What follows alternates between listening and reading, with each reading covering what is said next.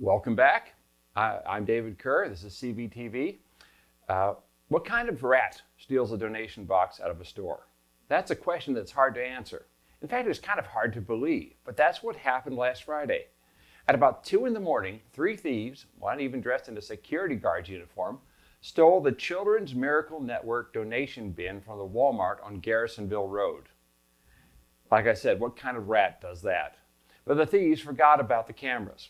Walmart has lots of cameras, both inside and outside the store. These photos, which are showing right now, were taken in the store while the outside cameras caught the images of a red sedan that was used by the thieves. The suspects are described as 2 middle-aged women, and as noted, a man dressed in a security guard's uniform, and we have a very good picture of him. If you have any information about these individuals or the incident, please contact the Stafford County Sheriff's Office.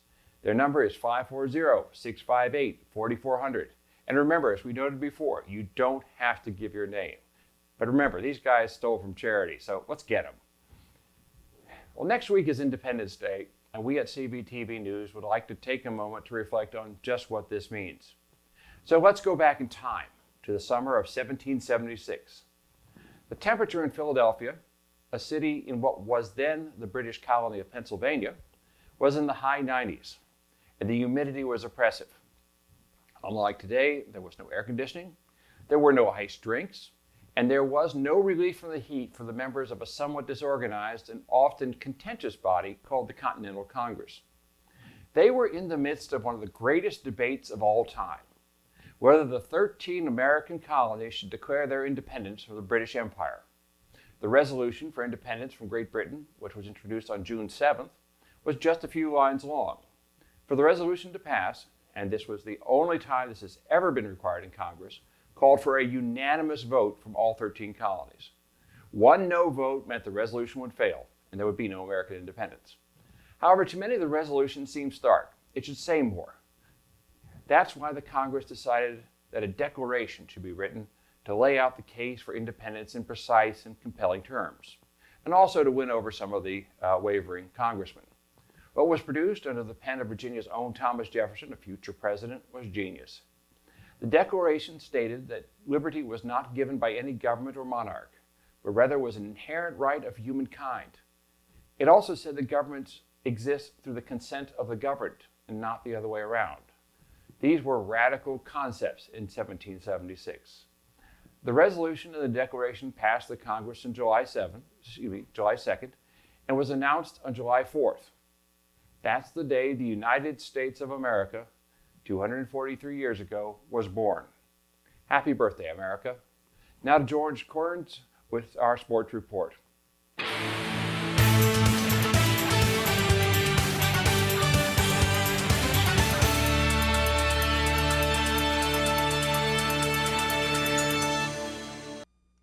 Thanks, guys. George Kerns here for CVTV Sports. The College World Series got underway this week with Michigan making it to the finals and Vanderbilt as well.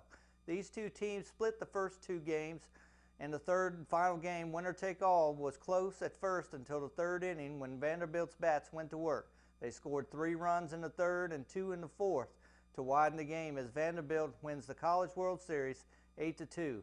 Mason Hickman and Jake Eder combined for 14 strikeouts.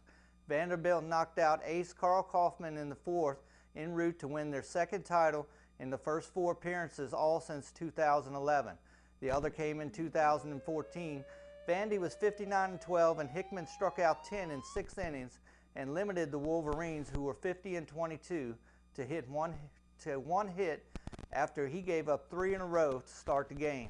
Kaufman, making his 3rd start in the College World Series, struggled with his control, and Vandy broke it open at the 3rd as they went to work. Congrats to the Vanderbilt Commodores for winning the 2019 College World Series.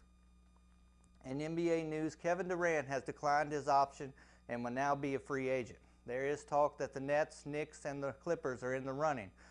Kyrie Irving and Kevin Durant have been seen 2 times talking to each other, and they could be talking about hooking up together on the same team.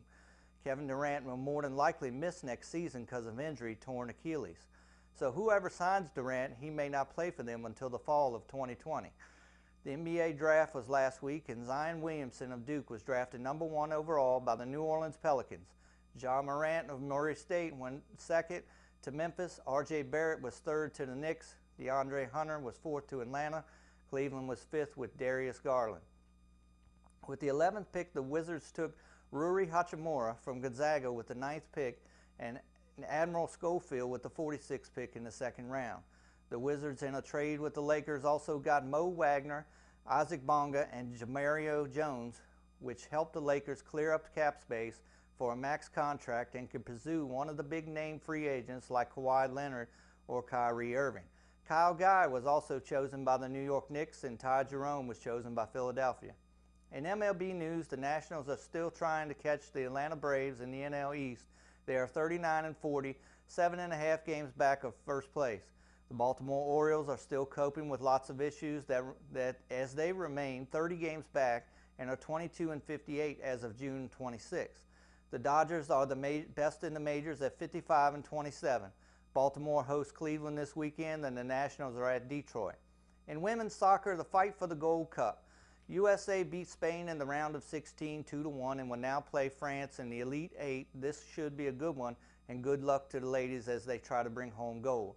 In the VHSL, all state teams that was released. Congrats to Stafford County for being Class 5 state baseball champs, and congrats to Class 5 Player of the Year Mike Tolson of Stafford and Coach of the Year Tommy Harrison of Stafford.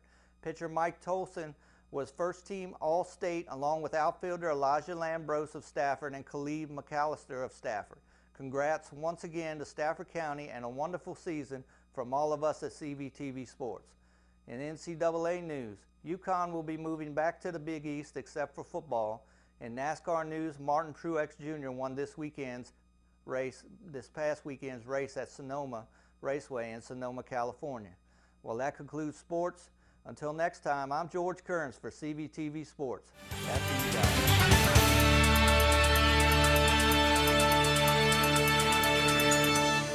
guys. That concludes our broadcast today. Thank you very much for tuning in, and we appreciate your choice of CVTV for your local news. We'll see you next week.